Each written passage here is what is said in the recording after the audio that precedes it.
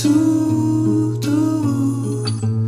aqui tão longe de mim. Dia de carnaval, l'immortel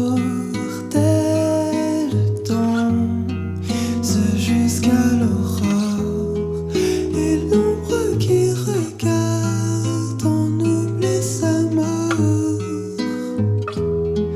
Dia de carnaval, l'immortel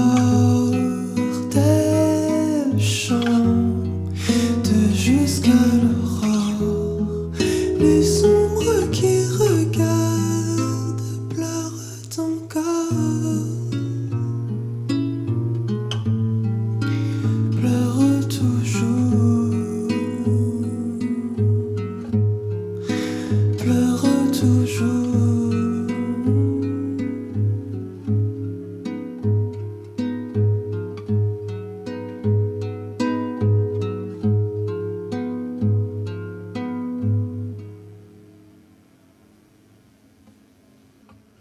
Raio caiu do céu e nasceu a guerra. Cavaleira ilumina.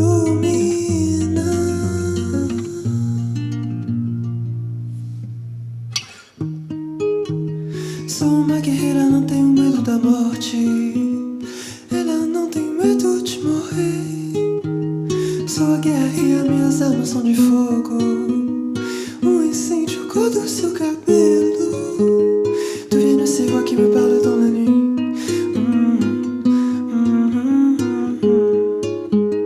J'entends le chant des Amazones.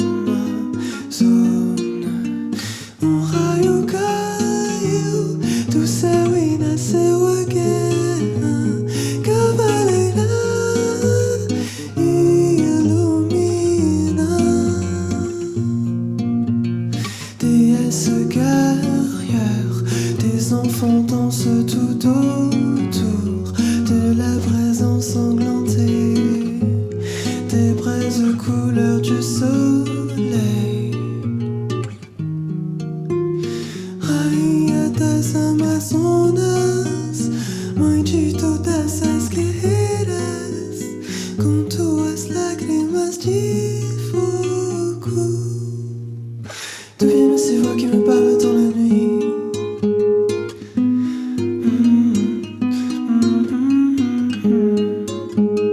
J'entends le chant des Amazones. Raio caiu do céu e nasceu a guerra. Cavaleira ilumina.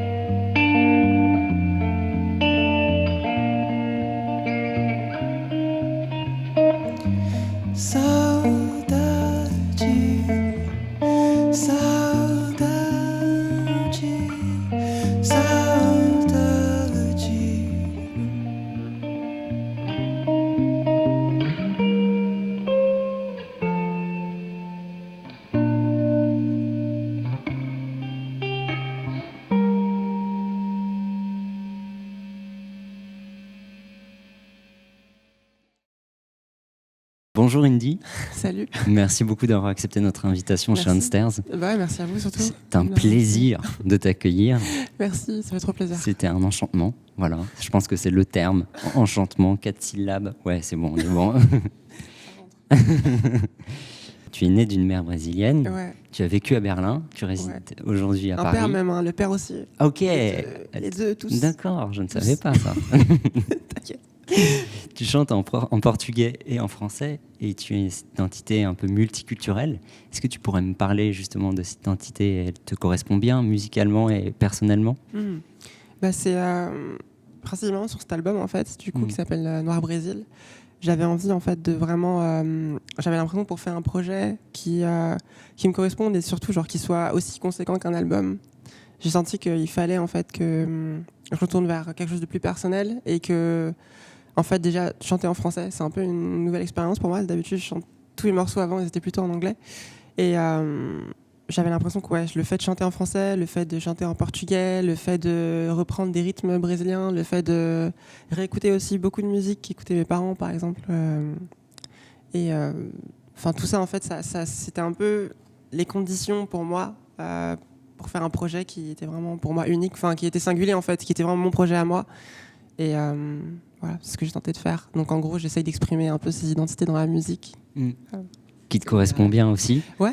Bah ouais, j'espère. En tout cas, moi en tout cas, ça me plaît et j'espère que les gens vont sentir totalement l'honnêteté et je pense le côté naturel qu'il y a dans ma musique c'est pas forcé quoi. C'est vraiment juste moi. Pour parler de cette honnêteté, cette fois sur scène, tu nous as accordé une très belle interview sur Arty qui a été publiée sur le site où tu disais justement que tu aimais les lumières, les costumes, les grandes salles. Mais du coup, dans un setup minimaliste comme ça, comment est-ce que l'honnêteté de l'artiste, peut-être, elle transparaît? C'est quoi l'énergie qui te permet comme d'avoir ça la phrase, genre c'est un peu genre en mode Rihanna, genre, genre moi j'aime ça et tout, les hélicos, ça. Non, mais en vrai c'est... un hélico. Jamais, franchement, je sais pas, j'ai trop le vertige pour l'hélico, je crois. Ah, mais c'est dommage. mais niveau grande scène et tout, c'est-à-dire que ce qui est spécial, je pense, quand... moi, en fait, j'aime bien un peu toucher à tout. J'aime bien, genre, travailler sur les clips, travailler sur tous les autres trucs qui entourent la musique. Et en fait, les concerts, c'est aussi juste une excuse pour encore rajouter un autre truc de curiosité et rencontrer d'autres personnes. La scénographie, tous ces trucs-là, ça me plaît beaucoup aussi. Mais au final, c'est sûr que le fait qu'il n'y ait pas de concert en ce moment du tout, ça fait du coup un peu c'est réglé en fait, cette histoire d'hélico. Tu vois, il n'y a pas d'hélico, il n'y a pas de flamme, tu vois. Bon. Et ce qui est cool, c'est que là, avant de sortir l'album, en fait, j'ai sorti un EP qui s'appelle Introdução avec des morceaux de l'album, mais en version guitare-voix. Et qui sont du coup très épurés au final, très minimal et tout. Et je pense que j'avais un peu envie de ça parce que moi à la base je suis plutôt productrice.